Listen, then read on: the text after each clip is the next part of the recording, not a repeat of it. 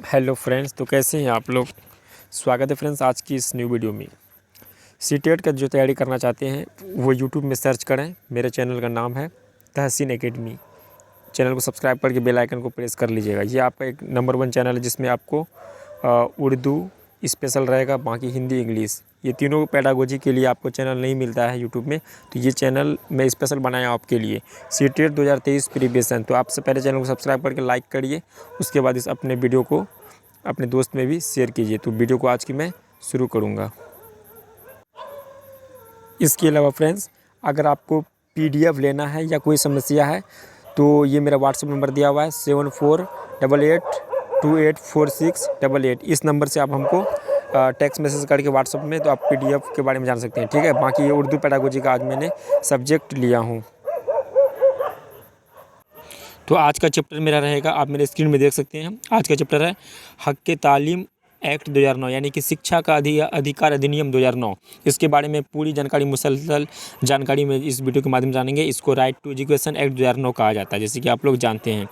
आप देख सकते हैं राइट टू एजुकेशन एक्ट 2009, जो कि थोड़ा बहुत जान लेते हैं। ये जो है ना 2009 एक्ट अधिनियम संसद से पारित हुआ था और ये 86वें संशोधन में इसको जोड़ा गया और 21 का ए में जोड़ा गया, जो कि ये 2010 में पूरे देश में लागू हो गया था। तो आपको हम एक एक पॉइंट करके आपको समझाएंगे, फिर बाद में आपको कुछ ऑब्जेक्टिव देंगे इसी में, और आपको पूरी तरह से इसके बारे में आज की वीडियो में मैं जानकारी देने वाला हूँ। तो आप देख सकते हैं 1 अगस्त 2009 में पार्लियामेंट में मंजूर होने के बाद, ठीक है, अप्रैल 2010 से मुल्क भर में इस एक्ट को नाफिज किया गया, यानी लागू किया गया। जैसे कि इस एक्ट को 2009 1 अगस्त 2009 में पार्लियामेंट में मंजूर हो गया था और पूरे देश में, यानी पूरे मुल्क में, आपको पता चलना चाहिए इसके बारे में कि 2010 में पूरे मुल्क में ये एक्ट लागू हो गया था, जिसे हम लोग RTE कहते हैं, राइट टू एजुकेशन एक्ट कहा जाता है, ठीक है ना।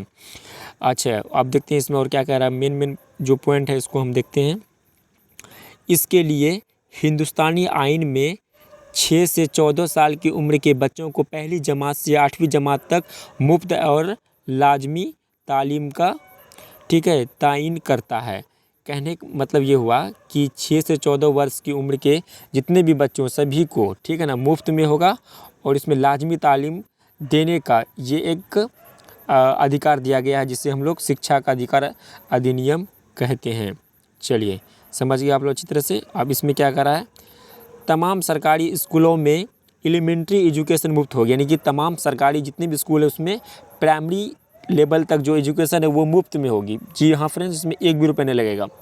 उसके बाद कह रहा है कि प्राइवेट स्कूलों में जो कि सरकारी रिवायती ज़मीन पर तामीर किए गए हैं 25% सीटें मुआशी तौर पर कमज़ोर तबका, यानी EWS, ठीक है, जो इकोनॉमिकली वीक सोसाइटी हैं के लिए महत्वपूर्ण होंगे।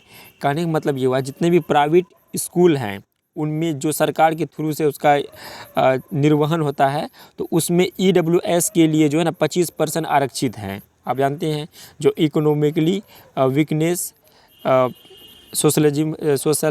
सोसाइटी हैं EWS, उसके लिए यानी आरक्षित है।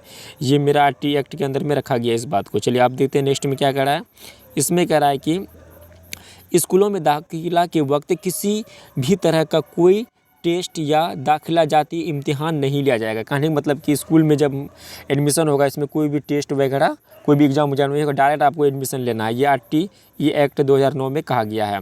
उसके बाद नेक्स्ट पॉइंट है, जो बच्चे 6 साल से ज़्यादा उम्र के हैं और कभी स्कूल नहीं गए हैं, ठीक है, उसके बाद क्या करा है, स्कूल नहीं गए हैं, उन्हें इनकी उम्र के मुताबिक जमात में दाखिला दिया जाए और उन्हें खसूसी तरबियत देकर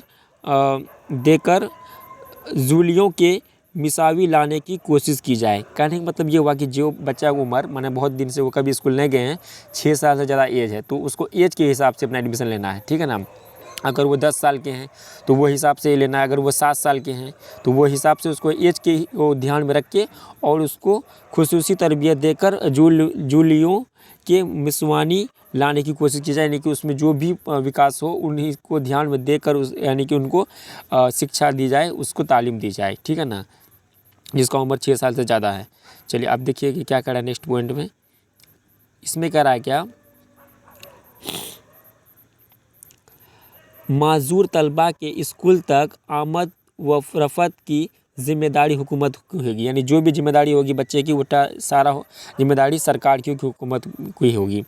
हर सरकारी स्कूल में एक स्कूल इसमें क्या लिखा हुआ है, एक स्कूल मेंटेनेंट कमेटी, यानी स्कूल मेंटेनेंट कमेटी होगी।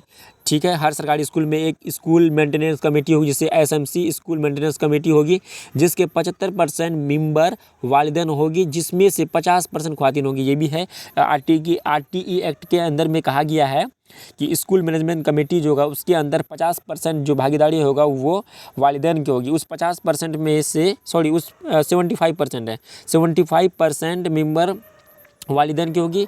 उस 75% में आधा जो है ख़वातीन की स्कूल मैनेजमेंट कमेटी में 50% ख़वातीन की जिम्मेदारी होगी। अब देखिए, किसी भी बच्चे को जिस्मानी, जहनी और जज्बाती तौर पर सज़ा नहीं दिया जाए। कोई भी बच्चे उसको मानसिक, सामाजिक या संज्ञानात्मक तौर पर उसको कोई भी सज़ा नहीं दिया जाएगा। ठीक है, अब नेक्स्ट पॉइंट देखते हैं। बच्चों के हकूक़ के तहफ़्फ़ुज़ के लिए कौमी सतह पर, यानी कि प्राइमरी सतह पर, प्रिंसिपल प्राइमरी सतह पर national commission for protection of child right यानी NPCR की तकसील की गई, जो इस कानून के निफाज की मॉनिटरिंग करेगा। ठीक है, आरटी एक्ट के अंदर में कहा गया है। उसके बाद क्या कहा गया है, मॉडल रोल के मुताबिक प्राइमरी स्कूल निशानी आबादी के हर एक किलोमीटर, यानी कि मॉडल रूल के मुताबिक, जो भी इसको रूल के मुताबिक प्राइमरी स्कूल के निशानी आबादी के हर एक किलोमीटर के दायरे में और मॉडल स्कूल हर 3 किलोमीटर के दायरे में कायम किए जाएंगे। ठीक है, नेक्स्ट पॉइंट करें, तलबा और उस्ताद का तनासिब प्राइमरी सतह पर 1:30, यानी मौलिम पर 30 बच्चे, और मिडिल सतह पर 1:35, यानी एक मुअल्लिम पर 35 बच्चे, यानी कि प्राइमरी सतह पर 30 बच्चे पर, ठीक है ना, एक टीचर होंगे।